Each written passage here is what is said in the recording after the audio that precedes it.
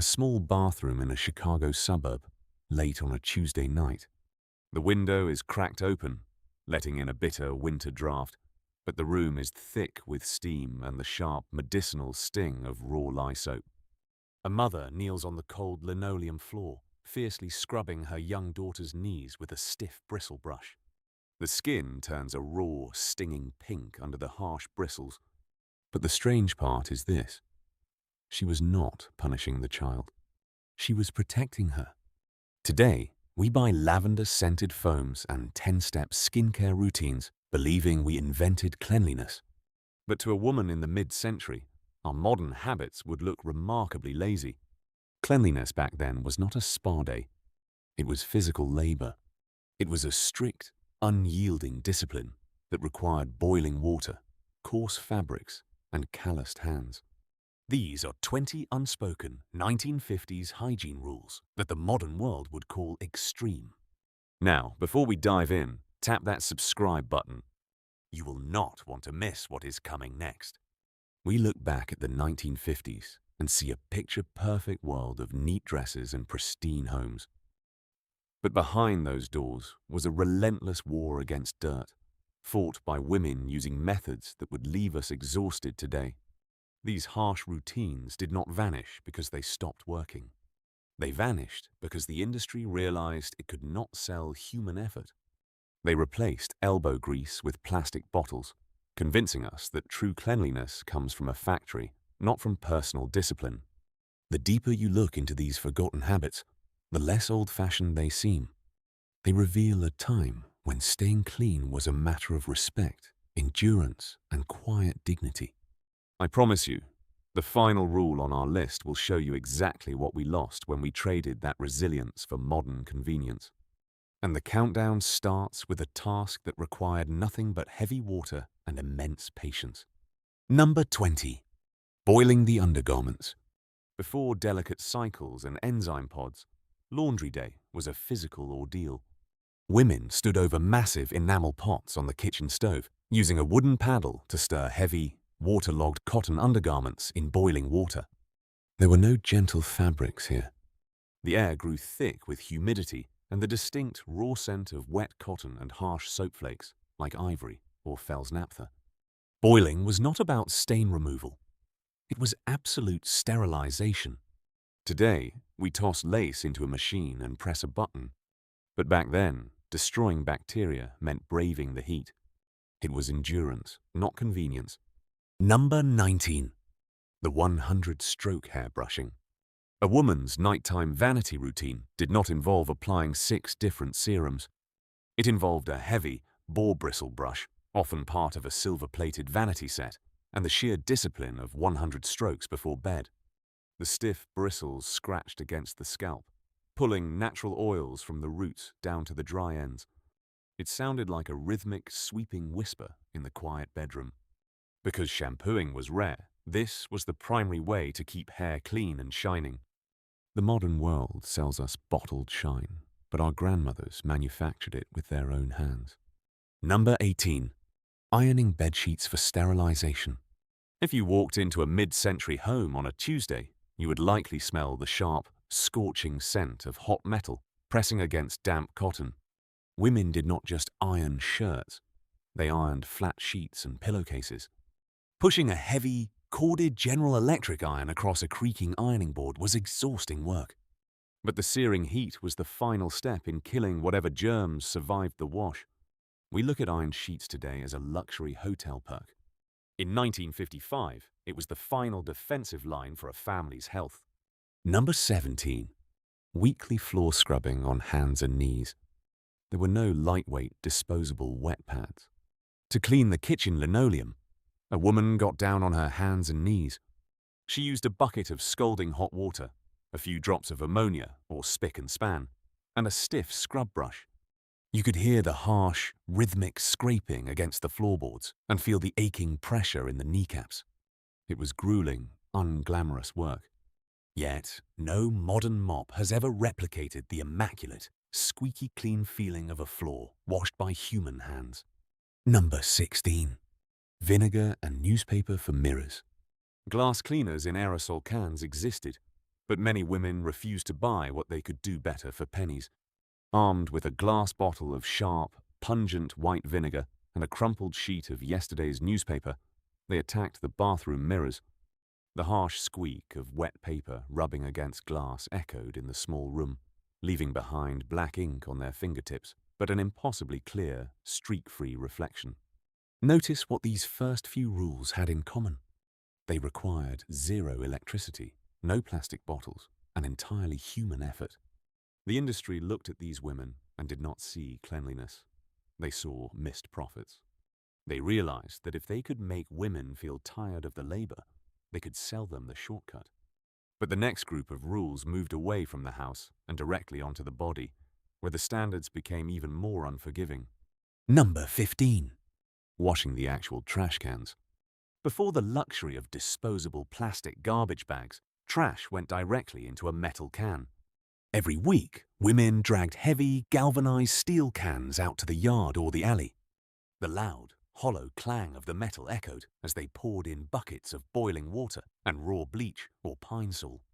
They scrubbed the inside with a long-handled brush until it smelled like harsh chemicals and cold iron.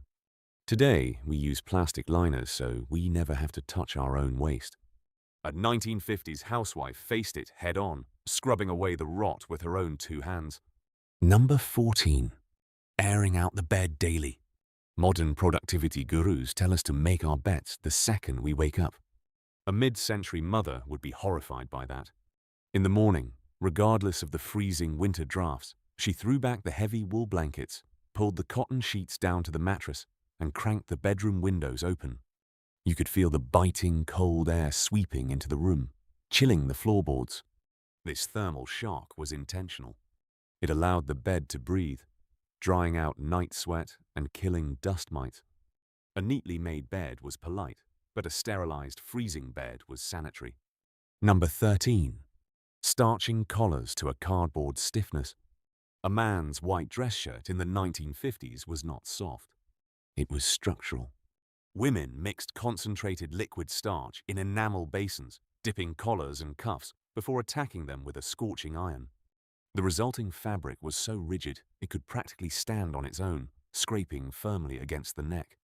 This was not merely a fashion statement, it was engineering. The stiff starch acted as a physical barrier, preventing sweat and body oils from embedding into the cotton fibers. The collar stayed white because the dirt sat on the starch, not the shirt.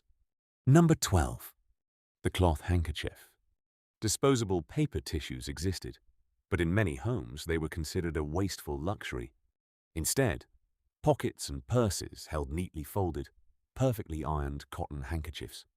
You wiped your face or blew your nose, folded the fabric, and carried it with you. On laundry day, these squares were boiled, bleached, and pressed crisp again. The modern impulse is to throw away anything soiled immediately. The 1950s instinct was to wash it, press it, and carry it again with dignity. Number 11. Washing hair strictly once a week. Washing your hair every morning would have been viewed as absurd. Hair was washed strictly on a schedule, usually Friday or Saturday night. Women bent over the porcelain bathroom sink, using harsh bar soaps or early thick shampoos that left a dulling film. To fix this, they poured a cold cup of diluted apple cider vinegar or lemon juice over their heads. The sharp, sour smell filled the bathroom, but the acid stripped the soap scum away, leaving the hair squeaky clean. They did not need expensive hydrating masks because they had the discipline to leave their scalp's natural oils alone. By this point, the pattern is becoming clear. These habits were not just chores, they were a defense line against a messy world. The consumer industry would soon convince women that this level of effort was a burden they could buy their way out of.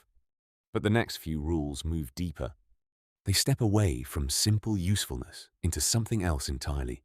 Endurance, pride, and the kind of quiet standards that held a family together. Number 10. Beating the rugs outdoors.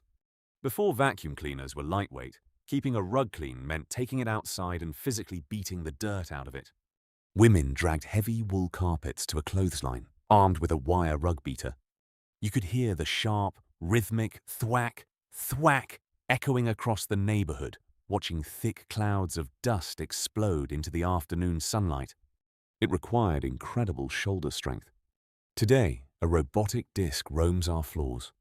We gained time, but we lost the visceral satisfaction of physically driving the dirt out of our homes. Number 9. Washing hands with pumice and raw lye. Hand washing was not about a gentle, moisturizing lather. For men coming home from factories, hands were stained with black axle grease.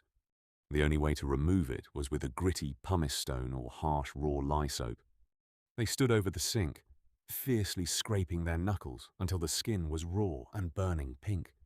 It was brutal, stripping away the skin's barrier. But arriving at the dinner table with dirty hands was a sign of disrespect.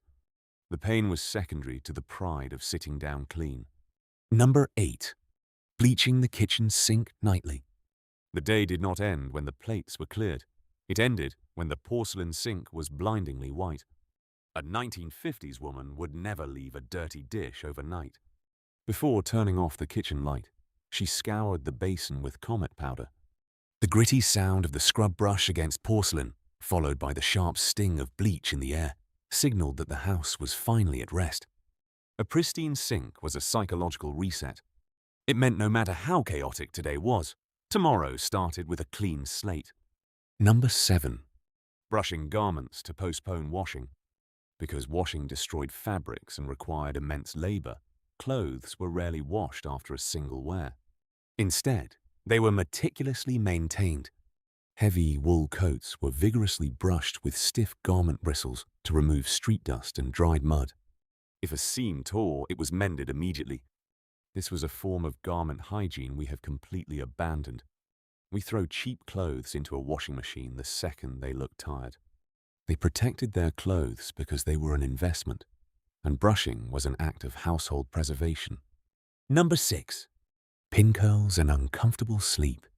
Clean hair meant nothing if it was not presentable. To achieve those immaculate 1950s waves, women sacrificed their comfort entirely. Every night, they rolled their damp hair tight and secured it with cold steel bobby pins. Then, they slept on those hard metal bumps. You could feel the sharp pull at the roots every time your head turned on the pillow. This discomfort was worn like armor.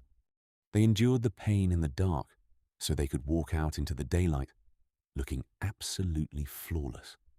The closer we get to number 1, the less this is about killing germs, and the more it is about identity. These were not just habits. They were quiet standards, repeated until they became characters. And the final 5 rules show exactly how that respect was passed down from generation to generation. Number 5. The strict rotation of bath water.